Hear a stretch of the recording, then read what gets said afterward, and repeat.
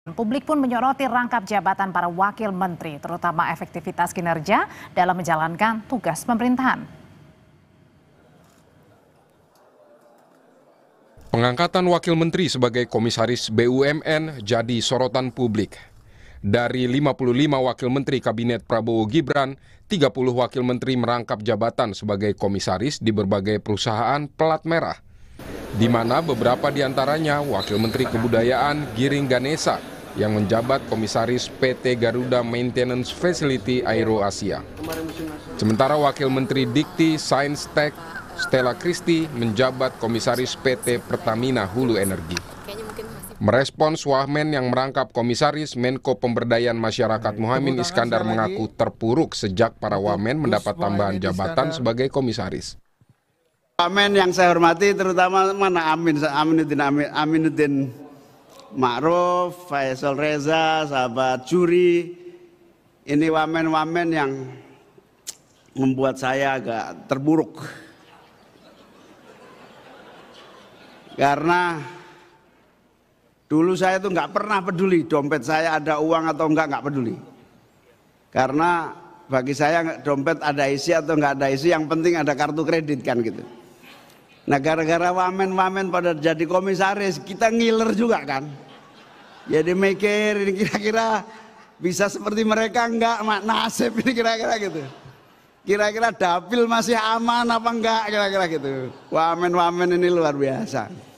Rezeki, tapi soal rezeki itu soal rezeki sama. Mengutip Kompas.com, anggota Komisi 6 DPR fraksi PDIP, Mufti Anam bilang negara justru memberi ruang pada segelintir elit untuk menduduki 2, bahkan 3 kursi kekuasaan sekaligus. Kini publik menyoroti rangkap jabatan para wakil menteri tersebut, terutama efektivitas kinerja dalam menjalankan tugas pemerintahan. Tim Liputan, Kompas TV. Lalu apa urgensi wakil menteri ini rangkap jabatan komisaris BUMN? Kita bahas malam hari ini bersama anggota Komisi 6 DPR dari fraksi Partai Golkar, Nurdin Halid. Bang Nurdin, selamat malam. Selamat malam, Assalamualaikum. Waalaikumsalam. Ada juga Direktur Eksekutif Carta Politika, Yunarto Wijaya. Mas Otto, selamat malam. Selamat malam, Adri.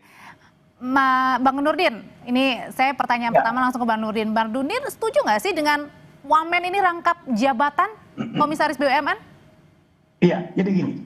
Kalau kita membaca secara saksama, amanah undang-undang nomor 1 tentang BUMN, di situ jelas dikatakan bahwa pemerintah itu memegang 1% saham seri A, di mana Presiden memberi kuasa kepada Menteri BUMN sebagai mewakili pemerintah. Nah, itu berarti bahwa ada kewenangan daripada Kementerian BUMN untuk menempatkan daripada komisaris. Nah, kalau kita melihat pendekatan kapasitas, tidak ada larangan untuk wamen menjadi komisaris, ya. Dan komisaris itu bukan jabatan karir.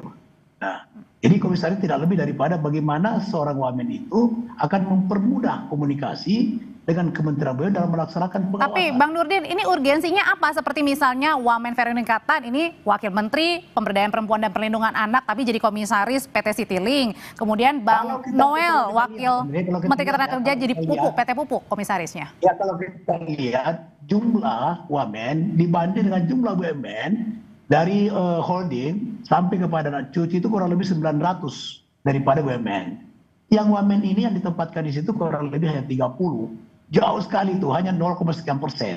Nah, ini pendekatan kapasitas. Yang kedua adalah dilihat daripada tadi, di mana Kementerian BUMN itu mewakili pemerintah sebagai pemegang saham seri A 1%. Itu dalam rangka untuk memudahkan komunikasi dalam pengawasan. Yang kedua, tentu wamen ini punya kapasitas, punya kemampuan untuk ikut mengawasi dalam pelaksanaan korporasi maupun meski tadi Bang Nurdin tidak sama antara jabatan wamennya seperti misalnya Bang Noel yang Wakil Menteri Ketenagakerjaan tapi jadi komisaris PT Pupuk Indonesia. Ya, karena bukan hanya tidak ada kaitannya dengan jabatannya sebagai Wakil Menteri Tenagakerja, tapi dia kemampuan dia untuk menjalankan tugas pemerintah dari sisi pengawasan. Komisaris itu kan tugasnya mengawasi, bukan pelaksana teknis daripada aksi korporasi maupun pelaksanaan daripada sebuah BUMN. Jadi itu sama dengan ikut serta melaksanakan pengawasan yang diberikan kewenangan oleh undang-undang kepada Kementerian BUMN. Oke. Sebagai regulator, sebagai pengawas, sebagai pemegang seri A 1%. Nah, Mbak Nurdin, saya tanyain ke hal itu ke Mas Toto. Mas Toto, sejukah Anda bahwa tadi untuk mempermudah komunikasi, untuk Mas Toto pasti berbeda lagi dengan saya itu. Oke, saya mau tanya kalau gitu.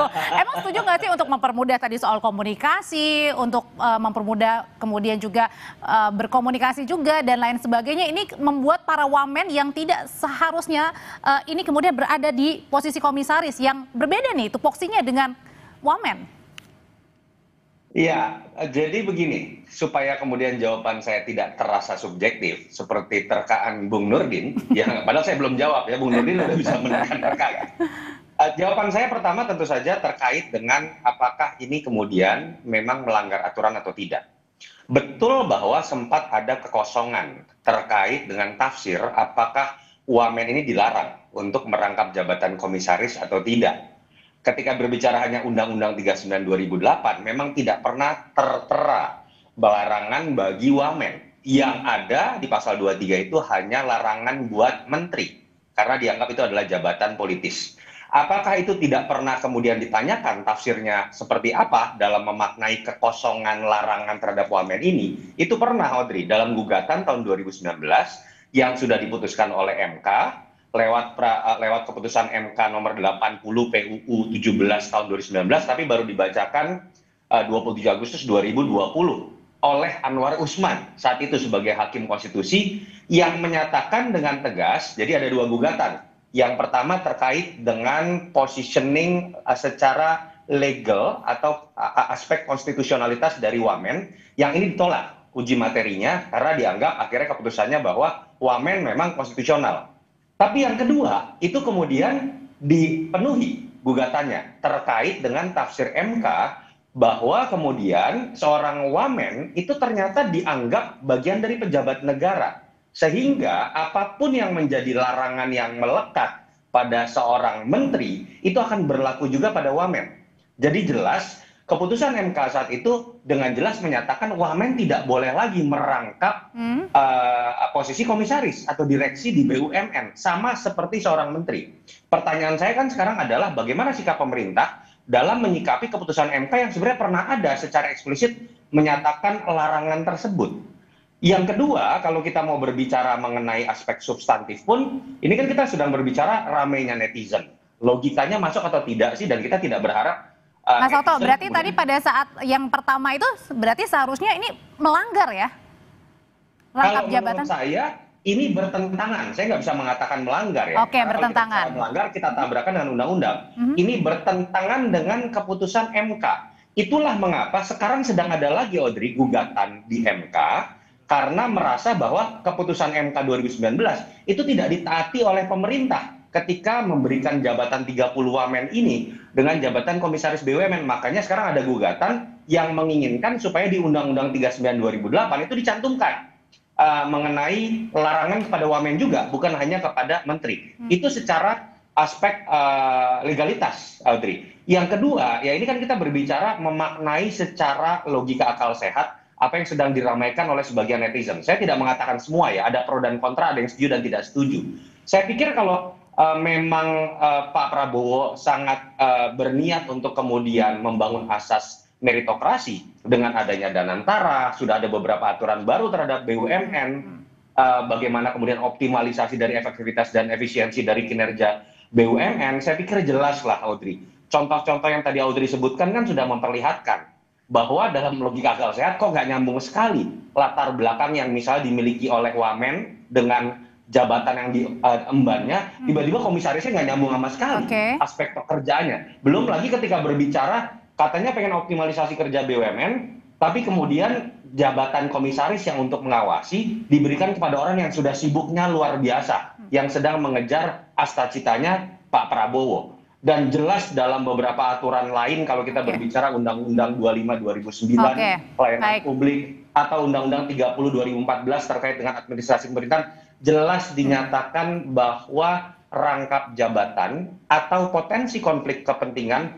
itu seharusnya dihindari. Dan menurut saya agak sulit untuk mempertahankan argumentasi bahwa tidak terjadi konflik kepentingan dari posisi seorang wamen yang dirangkap dengan komisaris. Oke, kalau gitu Bang Nurdin sebenarnya apa urgensinya sih memilih para wamen itu untuk masuk menjadi komisaris BUMN sampai-sampai Menko Muhaimin aja sampai ini nih merasa terpuruk nih pada saat salah satu pernyataannya merasa terpuruk karena para wamen ini mendapatkan tambahan jabatan, Menkonya saja belum tentu nih.